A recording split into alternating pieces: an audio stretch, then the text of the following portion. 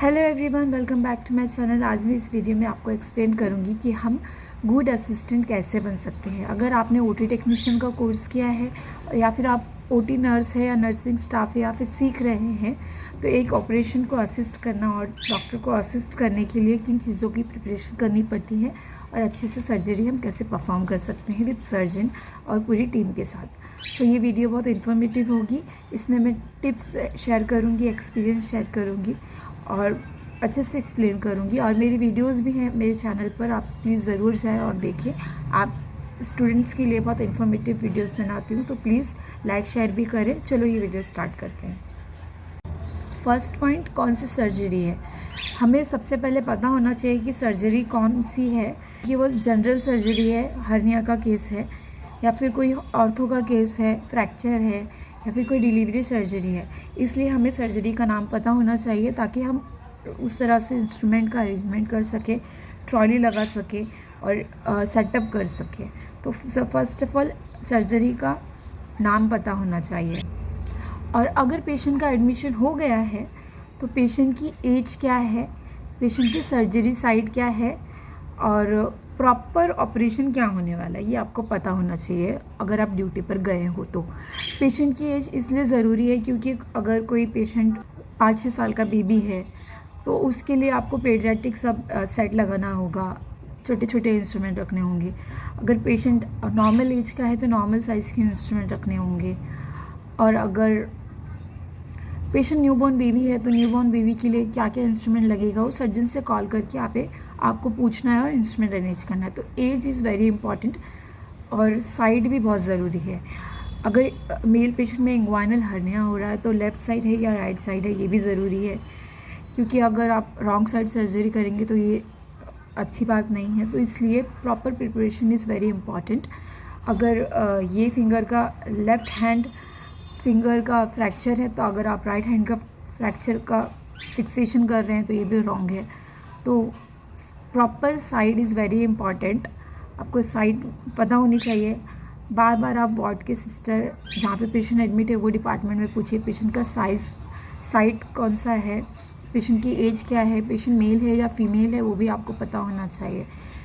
और ये कुछ कॉमन चीज़ें हैं जो आपको पता होनी चाहिए। और अगर पेशेंट का ऑपरेशन पता हो गया आपको और साइड पता है, पेशेंट की एज पता है, तो अगर हम ऑपरेशन में पेशेंट शिफ्ट होता है तो आपके पास क्या क्या होना चाहिए। एक ट्रॉली प्रिपेयर होनी चाहिए जिसमें प्रॉपर इंस्ट्रूमेंट्स हो, ड्रेप्स हो। अगर पाइल सर्जरी है तो आपको किस तरह के ड्रेप्स लगेंगे, नॉर्मल हर्निया है या जनरल सर्जरी है तो कितने ड्रेप्स लगेंगे, और ऑर्थोपेडिक सर्जरी है तो कौन से ड्रेप्स लगेंगे। तो इंस्ट्रूमेंट, ड्रेप्स यानी कि ग्रीन शेड्स और गाउन कितने लगने वाले हैं, तो ये दोनों चीज़ों का ध्यान देना है हमको।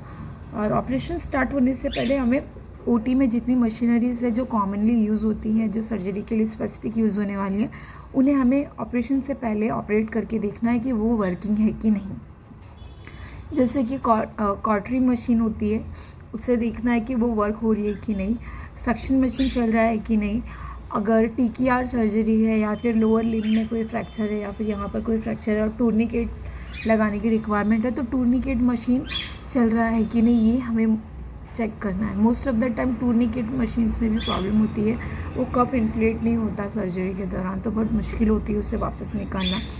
तो कॉटरी मशीन को भी चेक करना है, टूर्निकेट मशीन और सक्शन मशीन, ये 3 मशीन आपको चेक करना है रेगुलरली। और एनेस्थीसिया मशीन भी चेक करना है कि ऑक्सीजन सिलेंडर में ऑक्सीजन है कि नहीं, नाइट्रस है कि नहीं, और मशीन चालू ऑन ऑफ हो रही है कि नहीं।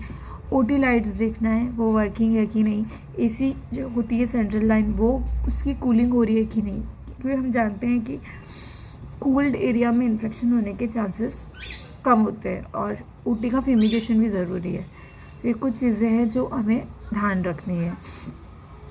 और अब आपका ड्रेपिंग भी हो गया, इंस्ट्रूमेंट सेट भी हो गया और मशीनरीज भी चल रही हैं। तब पेशेंट आएगा, हम उसे स्क्रब करेंगे। सर्जन के आने से पहले हमें ये चीज़ें रखनी है तो सर्जन इम्प्रेस हो जाते हैं।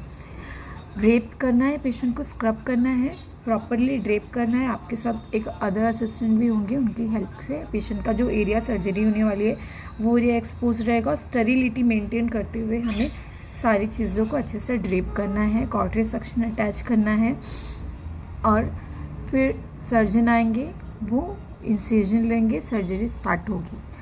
अब सर्जरी के दौरान हमें किन चीज़ों का ध्यान रखना है जब सर्जन आपके साथ हो और आप हो, पेशेंट में इंड्यूस हो चुका हो, उससे एनेस्थीसिया दे दिया गया हो, तो हमें सर्जरी के दौरान किस तरह से इंस्ट्रूमेंट पास करना है और कौन सी चीज़ें कीप इन माइंड रखना है। तो ये बहुत इम्पॉर्टेंट चीज़ है। अब मैं बताती हूँ सर्जरी के दौरान, ड्यूरिंग द सर्जरी हमें किस तरह से असिस्ट करना है डॉक्टर को, जो मेन चीज़ होती है। तो सबसे पहले हमें नाइफ हैंडल में ब्लेड लगाना आना चाहिए। एक आर्टरी से हम ब्लेड लेते हैं और नाइफ हैंडल का जो एज है वहाँ पे ब्लेड लगाते हैं। बेयर हैंड से, कभी खाली हाथ से ब्लेड को पकड़ के ऐसे नहीं लगाना है। आर्टरी लेना है, आर्टरी की टिप पे ब्लेड लेना है और उसे नाइफ हैंडल में लगाना है। और हमेशा शार्प इंस्ट्रूमेंट को एक किडनी ट्रे में रखें ताकि किसी को भी कुछ इंजरी होने की शंका ना हो और सेफली हम सर्जरी कर सकें। तो नाइफ हैंडल में हमें नाइफ लगाना आना चाहिए। दूसरा चीज़, निडल होल्डर में हमें निडल होल्ड करना आना चाहिए, ये भी मेन इम्पॉर्टेंट है। और थर्ड चीज़, हमें सक्शन करना आना चाहिए। फोर्थ इज़, हमें रिट्रैक्ट करना आना चाहिए। फिर हमें, अगर सर्जन ऑपरेट कर रहे हैं, कहीं ब्लीड दिख रहा है, ब्लीडर है, तो सर्जन को आर्टरी पास करनी है। आर्टरी से वो ब्लीड वाला एरिया को सर्जन क्लैम्प करेंगे और हमें कॉटरी टच करना आना चाहिए आर्टरी पे ताकि ब्लीडिंग रुक जाए। तो ये कॉमन चीज़ें हैं जो हमें अच्छे से करने आनी चाहिए। और हमें इंस्ट्रूमेंट को पास करना आना चाहिए ताकि कोई इंस्ट्रूमेंट ट्रॉली से नीचे ना गिरे, पेशेंट के टेबल से कोई नीचे ना गिरे। आर्टरी पास करना है अच्छे से, फोर्सेप्स पास करना है। ड्रिल पे ड्रिल होता है हमारा, तो उसमें के वायर्स लोड करने आने चाहिए, ड्रिल ब्रिड्स लोड करने आने चाहिए। तो धीरे धीरे जैसे आप प्रैक्टिस करेंगे, वॉशअप होंगे, स्टेरिलिटी मेंटेन करना सीखेंगे, सब चीज़ें जो मैंने पॉइंट्स बताए हैं वो सब कवर करना सीखेंगे। ठीक है। आफ्टर सर्जरी आपको सूचर कट करना भी मेन इम्पॉर्टेंट है। सर्जरी होने के बाद आपको सर जब सूचर करते हैं, क्लोजर करते हैं, तो आपको सूचर्स कट करना होता है बीच बीच में। मैं आपको एक टिप्स देती हूँ। अगर समझ लो ये सरफेस एरिया है, पेशेंट का स्किन है और अंदर से सूचर्स दे रहे हैं, तो अंदर के जो सूचर्स हैं उन्हें हमें छोटे छोटे कट करना है। जो उसके थ्रेड रहेंगे उसे छोटा टिप कट करना है और जो ऊपर स्किन के रहेंगे उन्हें हमें नीचे से कट करना है। तो कट करते हुए भी हमें बहुत ध्यान देना है कौन से सूचर्स को कट करना है, कि कौन से सूचर्स का थ्रेड बड़ा रखना है, ये भी इम्पॉर्टेंट है। आफ्टर क्लोजर हमें ड्रेसिंग करना आना चाहिए। सबसे पहले हम बीटर गॉस पीस पे बीटरीन लेके अच्छे से सूचर एरिया और आजू बाजू के जो अराउंड एरिया है उसको स्क्रब करेंगे, क्लीन करेंगे। फिर हम एक गॉस पीस पे स्टेरिलियम लेंगे या फिर हम स्पिरिट लेंगे और क्लीन करेंगे, तो बीटाडीन के जो येलो मार्क है वो चले जाएंगे। फिर उसके बाद एक ड्राई गॉस से क्लीन करेंगे, ऑइंटमेंट लेंगे और ऑइंटमेंट वुंड पर लगाएंगे।